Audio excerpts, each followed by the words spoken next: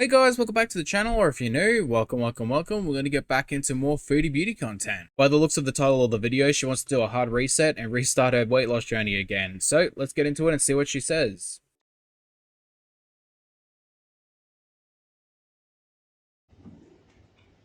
Stop fucking eating eggs immediately. It's the reason why you have high cholesterol. Oatmeal, you think this is the best breakfast ever. This is not the breakfast of champions. Oats are full of phytic acid. Throw the white bread away. If it's white, put it out of sight. I know this is going to piss some people off, but fruit is not healthy.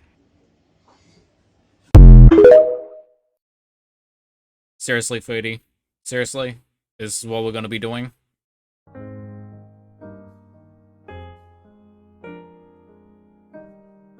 Alright, so last week's weigh-in is 153.9 kilos, and now she's 155.0 kilos.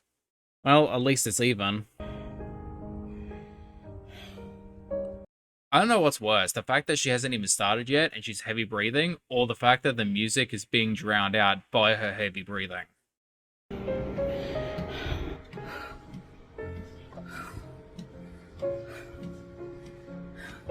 Do you think this is only a month ago? Like 7 minutes of walking and you're nearly to the point where you're about to pass out, and yet you're still doing the exact same things a month later. And what's worse is now she's just beefing with Keemstar and people like Yaba and FFG. Like, she's still not any better than she was before. Like, there's no way in hell that I could upload this video after filming it and editing it and go, yeah, I'm going to continue doing the exact same things.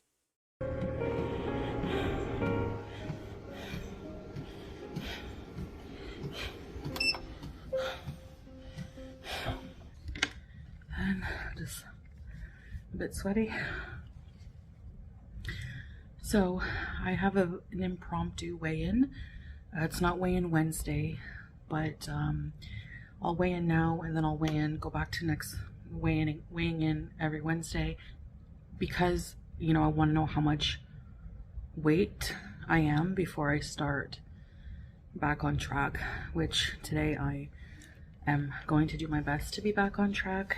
I've been off track for a bit. So yeah, basically, if you're new, I started this new lifestyle journey basically around on the 29th of September, and for the past maybe week, a little more, I've been off track. Yeah, no, it's definitely been more than just 1 week. It's been multiple weeks, because you went from 151 to 153 to 155. So it's been at least 2 weeks. And if you started in September, it was October, so we're probably now in November, because on Halloween you decided to eat a bunch of donuts, chicken, chips, and everything else you ate. And you've been eating pasta and like big portions of rice. So like, you've been off track for quite a while now. My starting weight for this journey was, I'm not exactly sure of the exact amount, because I'm not sure if the scale I weighed myself on was accurate enough, but I'm going by the highest weight that I can remember being in Kuwait. Oh, I see what she's trying to do. She's trying to pull an Amber. Like, Amber tried to use her highest weight as a way of trying to be like, oh, this is where I'm going to start at, except for that's not really how it works. When you start a weight loss journey, you're not supposed to use your highest recorded weight. You're supposed to use the current weight you're starting at right now, which she did in September, and she was 151. So her trying to say like, oh, I was 166. Yeah, but you started at 151 in your current weight loss journey, and you've gained 4 kilos since then. So you can't do that. That's not how it works. And to say that you don't know whether or not the scale was right, you use the scale that you're currently using right now. So that's a manipulation tactic right there. Like, I can pull up the video if you want. I go back and literally pull up the video of you using the exact same scale to weigh yourself. And the lowest I've been on this journey, even though it hasn't been that long, was 151.5.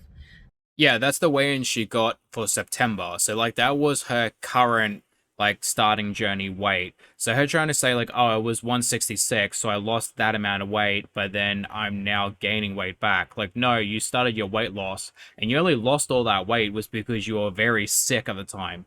You were so sick that you couldn't really leave the bed. So I wouldn't really count that as weight loss in the same sense of like you trying to actively lose weight. You lost weight because you were so sick that you couldn't eat and you couldn't really do anything other than go to the bathroom.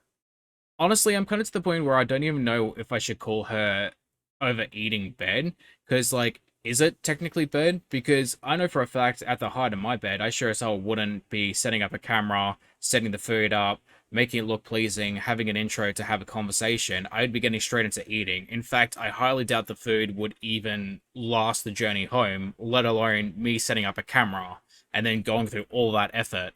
Like, I don't know if would I even call it that? Because probably she has an ED. I'll give it to her. She probably, two people could act differently, but I don't know. Me at the height of my bed would be so much different from the way she acts. So, I'm planning on just making healthy meals today, staying within the calories, tracking in my fitness pal. So I'll just show you what I have to eat after this for my first meal. And I just want to start to feel better. As you can see, I can only do really 10 minutes before, again, my back starts hurting. And before I was falling off, I was able to do like 20 minutes, pretty easily. It's just come full circle. Like she said herself, she doesn't like the idea of counting calories because it makes her obsessed with food, ignoring the fact that she's obsessed with food 24/7, regardless of whether she's on a weight loss journey or not. Like, you doing the same thing over again is just going to have the same outcome. Like, why not just go to therapy? Also, yeah, like, you're going from 20 minutes to 10 minutes and you were panting before you even got on the treadmill, which is, it's honestly just a terrifying concept to me. Like, sure, I was way out of shape, and when I first started going to the gym and working out, like, I could not do a fraction of what I did before, and I can easily do 5, 10 times what I do now. Probably a lot more if I tried. The thing is, I'm lazy. Like, I'll fully admit I've lost a bunch of weight, but I'm still lazy at heart, so there's no use trying to force me to be a bodybuilder because that's never gonna happen. It was getting there. It's very easy for me to put on weight because I do eat a lot of sodium, and that retains a lot of water weight, which is also why I lose a good chunk at the beginning. Probably a lot of it is just water weight, which you'd be surprised how much that weighs, when you're eating a lot of salt. Yeah, so I know my starting weight now. Like I said, I'll weigh myself next week.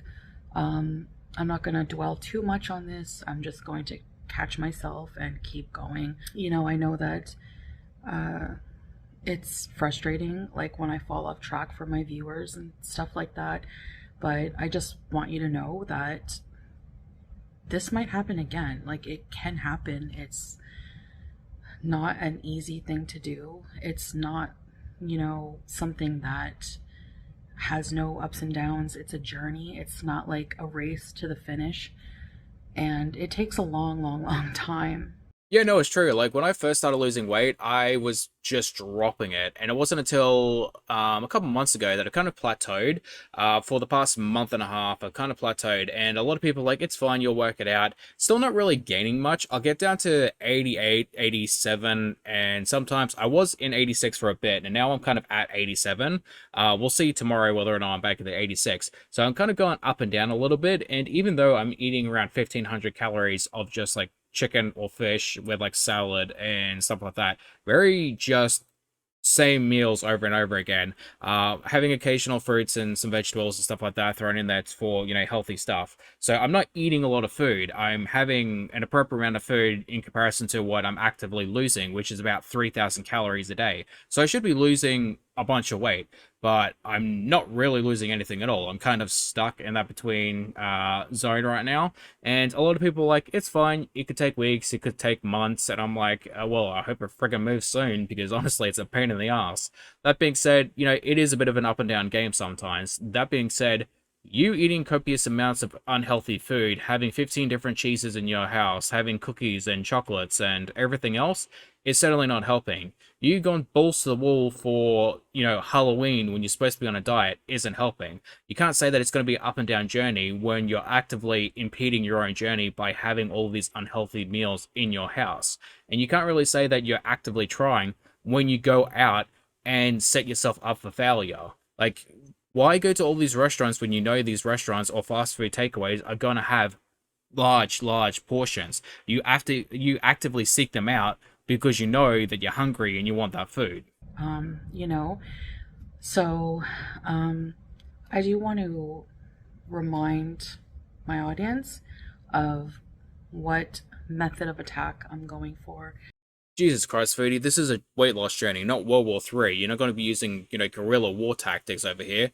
Actively go seek help. Go get a therapist and repair your relationship with food. You say it time and time again. You want to fix it? Actively fix it. Don't try to sheer force it. Don't try to shove a bunch of puzzle pieces into a board that doesn't fit. It's not going to work because you just can't do it on your own.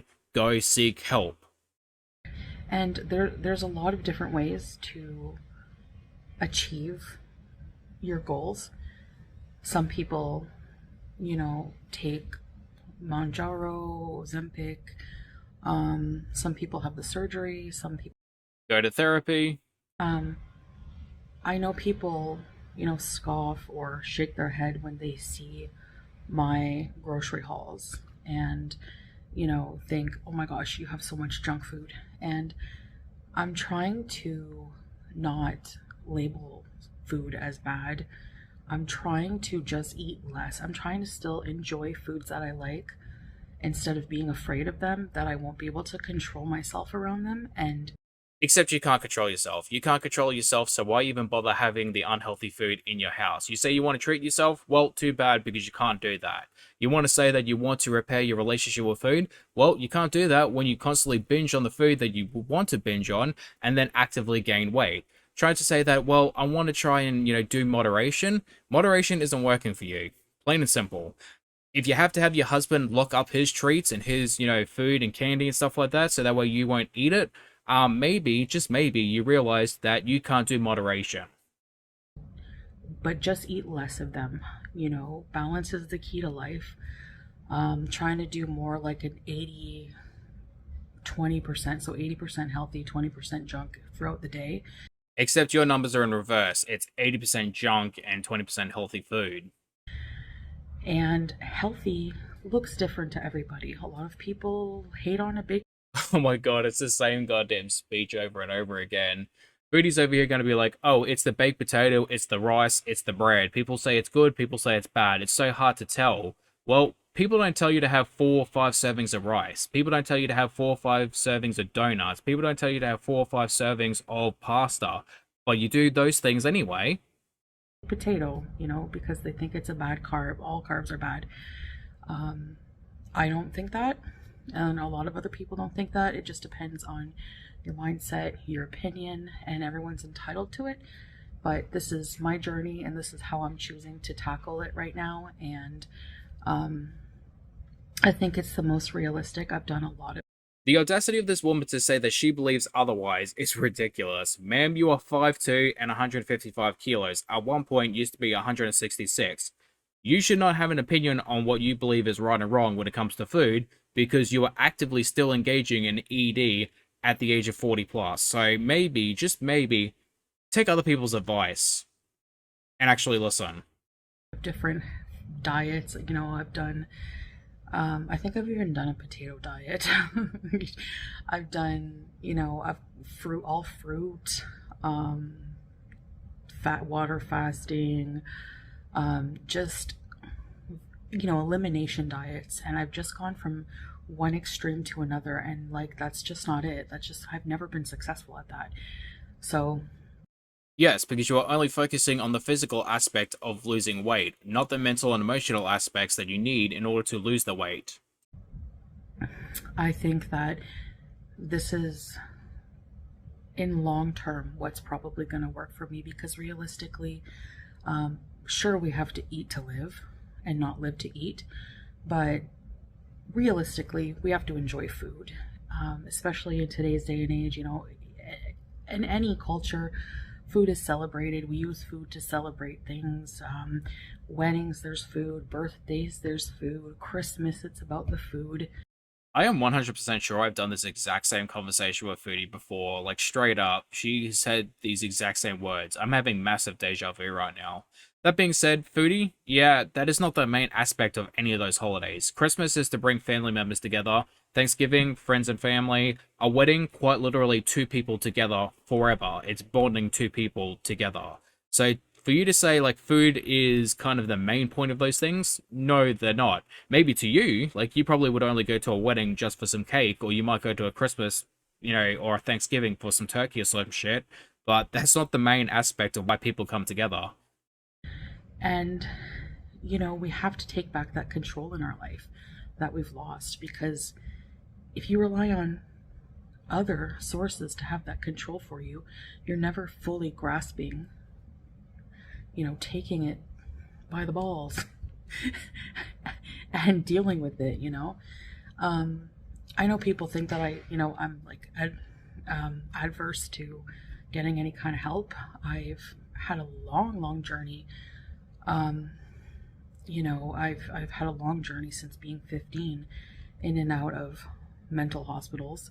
Fat load of good that did. Have you tried going back? I've been to an eating disorder program. I've been on Vyvanse. I've been on Ozempic. I've been, but nothing ever really I've been to therapy a few times, and nothing ever really worked for me. So let me get this straight. Weight loss drug didn't work. Diabetes medication didn't work. Therapy did not work. What makes you think you can do it on your own?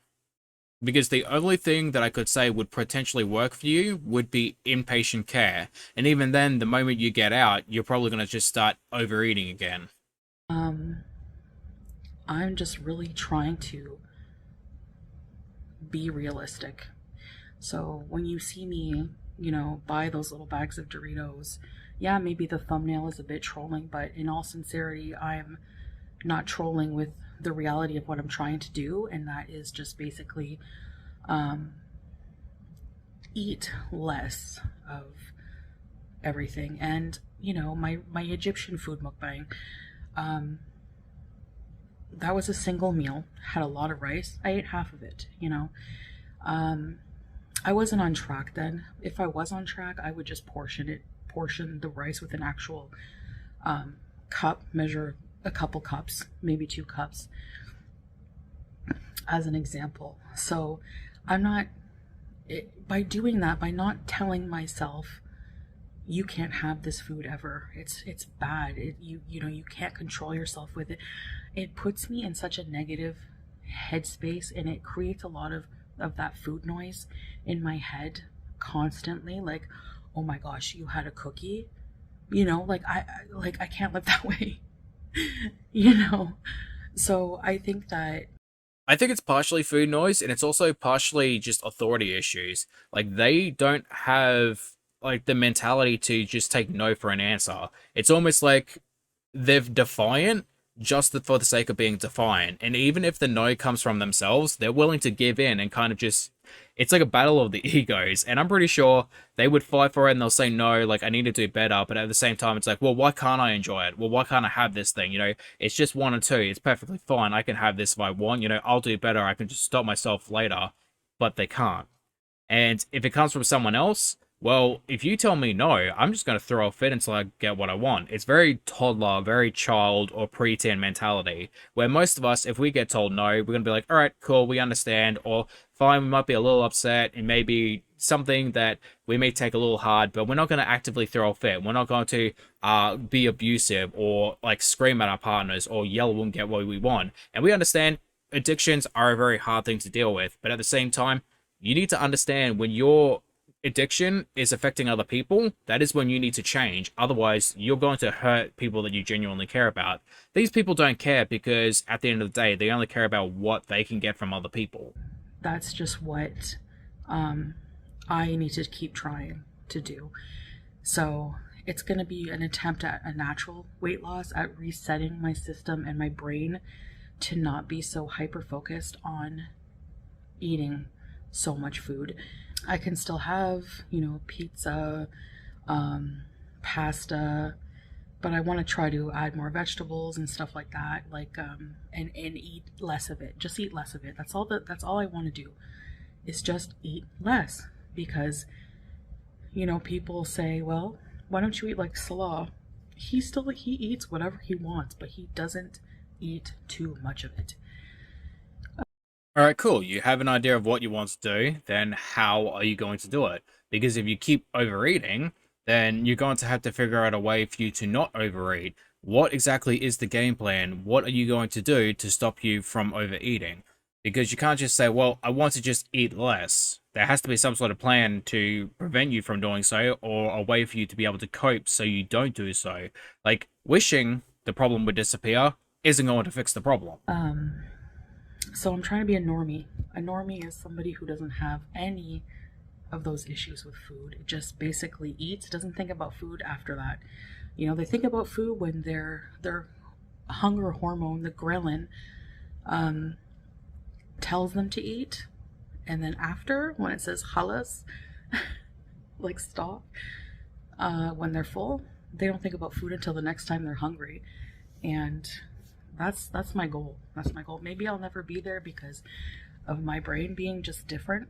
But I really believe that some people do also have a genetic predisposition that others don't. You know, if you have people in your family who are overweight, it's probably in there somewhere. So it's a battle. It's going to be a long battle, and I don't want to go offline and just.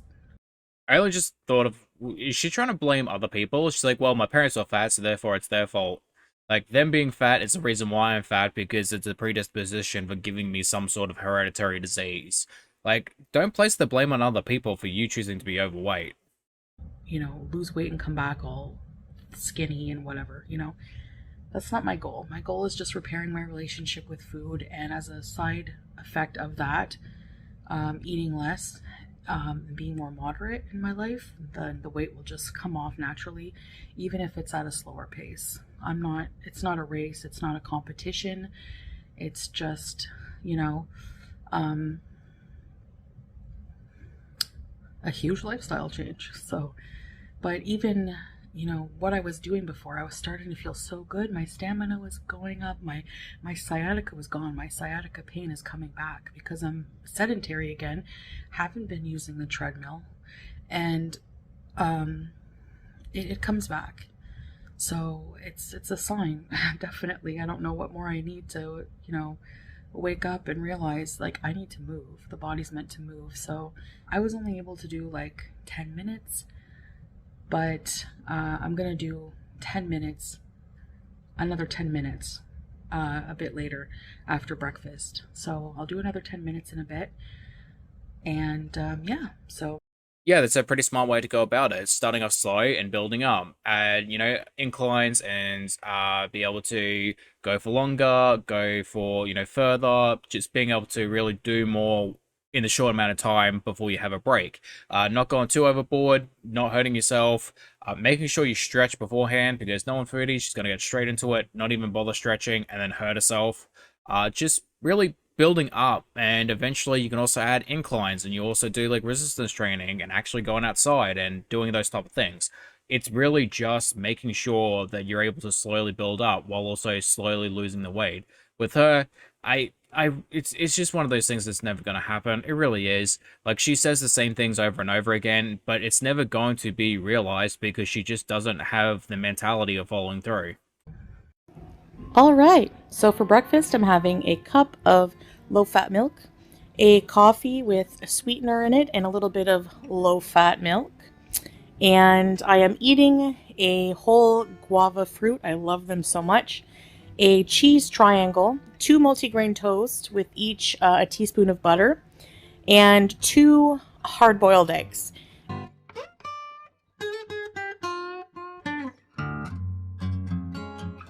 Anyways, guys, I guess that's it for this video. I'm back on track and moving on. And it's hard every time you fall off and you get back on, because you feel like you're starting, you know, from the beginning, but it's not the beginning, because I'm not back up to my highest weight. So I got to keep telling myself that to stay motivated and happy. I mean, it's good to have a positive outlook, but at the same time, you can also have a bad positive outlook. Saying that, like, yeah, I fell off, yeah, I gained weight, but at least I'm not at my highest weight again, isn't really a smart way to go about it, because you're kind of just excusing it and allowing yourself room to fail again. Because what happens when you get down, maybe, let's just say 5 kilos? Are you going to fall off the bandwagon and then be like, all right, well, at least I'm not back to 166 again. You know, I only gained that 5 kilos back, and there goes a month of progress. Like, how many times are you going to do that before you do actually make it back to 166? I know how to trick my own brain. It's insane, but yeah, I have to just do that and keep going, because there's a part of me that has this, you know, fiery Aries spirit of wanting adventure and travel. I want to experience the things I've never been able to do being so obese, but there's that other part of me that's just not physically able to do it because of my health, because of my weight, and because of, you know, my limitations. And I would really, really like to overcome that. So, yeah. All right, guys. I think that's it for now. Yeah. Thank you for listening to me. They're doing some kind of work out there. I don't know, so it's loud, but thank you for listening to me. I really appreciate it. And thank you for those of you who are following me, believe in me. And you know, this doesn't mean that I'm going to like stop completely doing mukbangs. Like, I do want to do cooking videos. Finally, I want to at least do one. You know, I keep promising you guys, but like, I don't know how to explain how I just feel like I can't do things on certain days when I'm just so down, you know, and unmotivated. And inshallah, you know, this time I'll stay on for a longer period of time. So anyways, guys, thank you so much for listening, and I'll see you in the future. Bye. Alright guys, coming to the end of the video. Thank you for watching. I hope you guys enjoyed. Hopefully everything is working alright. I've moved over from CapCut to DaVinci Resolve, so hopefully everything is doing okay. There's still just a lot I have to work out.